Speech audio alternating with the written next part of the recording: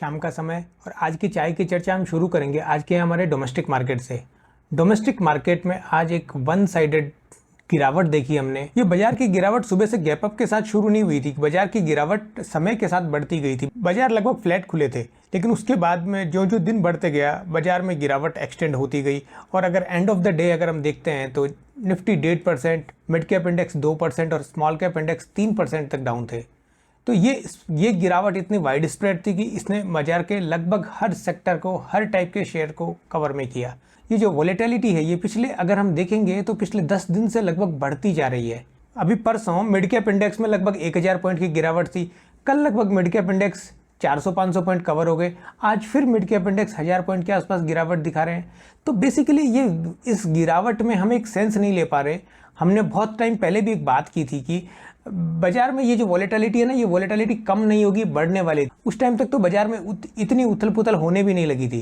तो आज की वीडियो में हम ये जानने की कोशिश करते हैं कि ये बाजार की जो उथल पुथल है वो क्या बता रही है हमारे को, और इस उथल पुथल के क्या प्रोबेबल कारण हो सकते हैं, और उन कारणों को अगर हम समझेंगे तो हमें उन कारणों से डील करने में आसानी हो सकती है। सबसे पहला कारण, जैसा कि हम जानते हैं सभी, हमारे यहाँ इंडिया में आम चुनाव हैं। आम चुनाव एक बहुत बड़ा इवेंट होता है। गवर्नमेंट की पॉलिसीज जो पिछले 5 साल से कंटिन्यू हो रही है, उन पॉलिसीज के ऊपर तो बाजार में जो भी गवर्नमेंट आएगी फिर वापस वो अपने हिसाब से उन पॉलिसीज को तोड़ेगी, मरोड़ेगी और अपने हिसाब से मोल्ड करके या तो उनको स्क्रैप करेगी या उनको आगे बढ़ाएगी या नहीं बढ़ाएगी। तो वो जो चिंता बाजार को रहती है ना, उस चिंता के कारण ये नर्वसनेस आती है बाजार में। अभी बाजार में 3 फेज का इलेक्शन ऑलरेडी हो चुका है।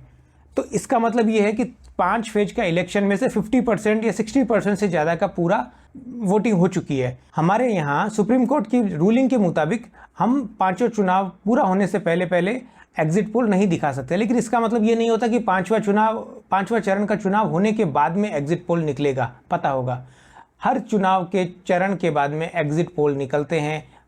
कुछ स्पेशलाइज्ड लोगों के पास में, कुछ हैंडपिक्ड लोगों के पास में वो डेटा रहता है और उस डेटा के बेसिस के ऊपर वो कुछ एक्शन करते हैं, कुछ रिएक्शन करते हैं और वही अपनी पोजीशंस को रीअलाइनमेंट करने की कोशिश में रहते हैं। इसीलिए बाजार में ये वोलेटिलिटी हमें दिखाई देती है। असल में ये बात बिल्कुल ठीक है कि किसी को भी नहीं पता कि इलेक्शन का जो रिजल्ट है ना वो क्या आएगा। सब भी अटकलबाजी हैं। चाहे हम एग्जिट पोल की भी बात करेंगे तो एग्जिट पोल भी एक अटकलबाजी है। तो ये थोड़ी प्रिसाइज मैनर में, थोड़ी फाइन मैनर में अटकलबाजी होती है। कुछ उनके पास में कुछ ग्राउंड रियलिटी होती है। लेकिन वैसे भी बहुत बार हमने देखा है कि एग्जिट पोल्स भी, प्री पोल्स भी सब फेल हो जाते हैं। इसलिए हम कभी भी ये एक कंक्लूसिव डिसीजन पे नहीं पहुंच सकते। और ये बात बाजार के वेल इन्फॉर्म्ड लोगों को भी पता है कि चाहे जितना भी एग्जिट पोल हो जाए, एक्चुअल रिजल्ट तो 4 तारीख को ही आएगा। 4 जून को ही पेंडोरा बॉक्स खुलेगा। जब वो खुलेगा तभी हमें पता लगेगा कि वास्तव में बाजार कहाँ जाना चाह रहा है। और उस रिजल्ट के बाद ही बाजार अपनी डायरेक्शन लेगा, एक डिसाइसिव डायरेक्शन जिसको बोलते हैं। उससे पहले बाजार में की जो नर्वसनेस है ना, ये बढ़ती जाएगी। दूसरा सबसे बड़ा बाजार की नर्वसनेस का कारण है इंडिया विक्स का बढ़ना। अभी 10 दिन पहले लगभग 24 अप्रैल को इंडिया विक्स ने लोअर सर्किट बना के लगभग 10 पॉइंट के आसपास का लो बनाया था। उस टाइम हम बात करते थे कि लो विक्स का मतलब होता है, 10 के विक्स का मतलब क्या होता है? 10 के विक्स का मतलब ये होता है everybody is too much confident कि दैट नथिंग विल हैपन। मतलब सब इतने आश्वस्त हैं कि कुछ भी नहीं होगा, कुछ भी एक्स्ट्राऑर्डिनरी हो ही नहीं सकता। सब इतने केयरलेस और इतने रिस्क फ्री तरीके से काम कर रहे हैं बाजार में, इतने मस्त मौला तरीके से बाजार में बैठे हुए हैं। और 10 का विक्स जब 10 दिन के अंदर 10 ट्रेडिंग सेशन के अंदर 18 का हाई बनाता है, मतलब लगभग 80% की तेजी अगर विक्स के अंदर हम 10 दिन के अंदर देखते हैं तो ये बहुत सारे एक्सीडेंट करता हुआ जाता है। बहुत सारे ऐसी चीज़ें लेकर के आता है जो हमने देखी नहीं, हमारे लिए सरप्राइज आने वाली होती है। 10 के विक्स का, 12 के विक्स का एक्चुअल मतलब यही होता है कि सब कॉन्फिडेंट हैं और जो कुछ भी होएगा वो इतना नया और अचानक होगा कि बाजार में सोचने और समझने का मौका नहीं मिलेगा। हमने देखा था सबसे पहले स्टार्टिंग हुई थी HDFC बैंक से, कोटक बैंक से, टाइटन से, LTIM से। ये सब जो बिग नेम्स थे, ये बिग नेम जब एक एक करके गिरते गए, ये सारे दिग्गज खिलाड़ी जब एक एक विकेट अपने गंवाते गए ना, तब हमने देखा कि पारी कैसे ताश के पत्तों की तरह धराशायी हो गई। और आज हमने जो 18 का विक्स देख रहे हैं ना, 18 का विक्स का मतलब क्या हो गया? अब 18 is a danger zone basically.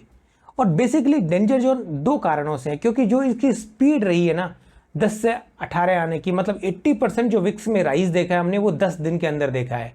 तो अगर हम समझेंगे कि हमने एक मग के अंदर पानी ले रखा है और एक बाल्टी के अंदर पानी है, अगर कप को आप थोड़ा सा भी हिलाएंगे तो पूरा कप ऐसे हिल जाएगा जैसे कि कोई तूफान आ गया हो। हम नहीं देखते जैसे कभी चाय हम पीते हैं और चाय को ठंडी करने के चक्कर में जब हम चाय को हिलाते हैं तो चाय के प्याले में जैसे कि तूफान नहीं आ जाए, वही उतना सा अगर हम मग को हिलाएंगे या समुद्र के पानी में, बाल्टी के पानी में अगर हम हिलाएंगे तो वो फर्क भी नहीं पड़ता। तो बेसिकली उसी वॉल्यूम के साथ में बाजार वही ट्रेड कर रहा है, लेकिन अगर आपने फंड्स इनफ्लो कर दिए तो बाजार में वॉलेटिलिटी बढ़ जाती है, बाजार की ऊपर और नीचे की डायरेक्शन चेंज होने लग जाती है।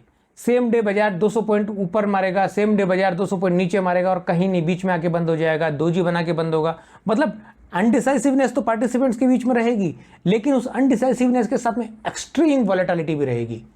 और ये वॉलेटिलिटी अभी तो शुरुआत हुई है। एक्चुअली 18 के ऊपर जब विक्स जाता है ना, डेंजर जोन की शुरुआत होती है। Actually VIX is like the blood pressure of the market. जब भी कभी ब्लड प्रेशर बढ़ता है ना, वो आदमी कैसा नर्वस हो जाता है, कैसा एंग्जाइटी के साथ हो जाता है, कैसा एंग्जियस हो जाता है, वही बाजार के साथ हो रहा है अभी। तीसरा सबसे बड़ा कारण इस वॉलेटिलिटी का ये है कि बहुत सारे लोग पिछले 2-3 साल की जो बाजार ने जो चाल दिखाई उसके कारण एक अच्छे खासे मुनाफे के ऊपर बैठे हैं और इतने बड़े इवेंट से पहले कोई भी रिस्क नहीं लेना चाहता। तो जो भी well informed smart investor, retail investor, जो भी कुछ थोड़ा बहुत समझते हैं बाजार को, वो अपने पोर्टफोलियो को रीअलाइन करना चाहते हैं, रीएडजस्ट करना चाहते हैं। तभी हम पिछले कुछ दिन से देख रहे हैं कि कुछ सेलेक्टिव सेक्टर्स, ऐसा नहीं कि पर्टिकुलरली कोई एक सेक्टर गिर रहा है। कभी हम देखेंगे बैंकिंग सेक्टर गिर रहे हैं, कभी रेट सेंसिटिव सेक्टर गिर रहे हैं, कभी अडानी पैक गिर रहा है, कभी गवर्नमेंट पैक गिर रहा है, कभी डिफेंसिव गिर रहे हैं, कभी रेलवे सेक्टर गिर रहे हैं, अलग अलग टाइम पे। कभी मिड कैप गिरते हैं, कभी स्मॉल कैप गिरते हैं, कभी कोई लार्ज कैप में बिल्कुल एक्सपेक्टेशन से थोड़ा सा भी रिजल्ट खराब आया तो भी लार्ज कैप भी गिर रहे हैं, जैसे हमने बजाज फाइनेंस के केस में देखा था। तो बेसिकली इंपॉर्टेंट पॉइंट क्या है, ये समझना है कि ये जो गिरावट है ये पर्टिकुलर किसी शेयर में, किसी सेलेक्टिव सेक्टर में नहीं है।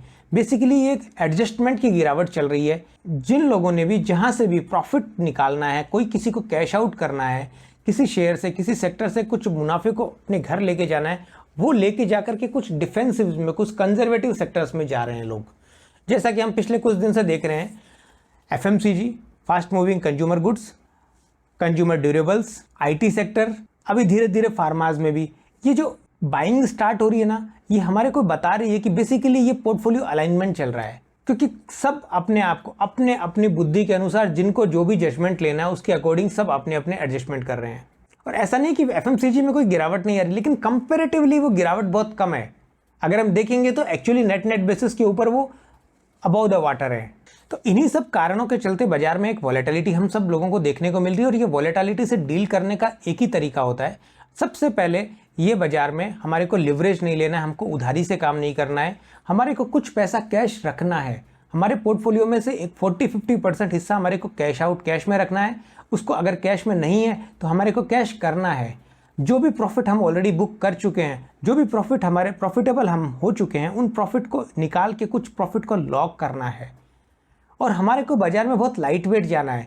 ये बाजार ट्रेडिंग करने का टाइम नहीं है, ये बाजार इन्वेस्टिंग करने का भी टाइम नहीं है।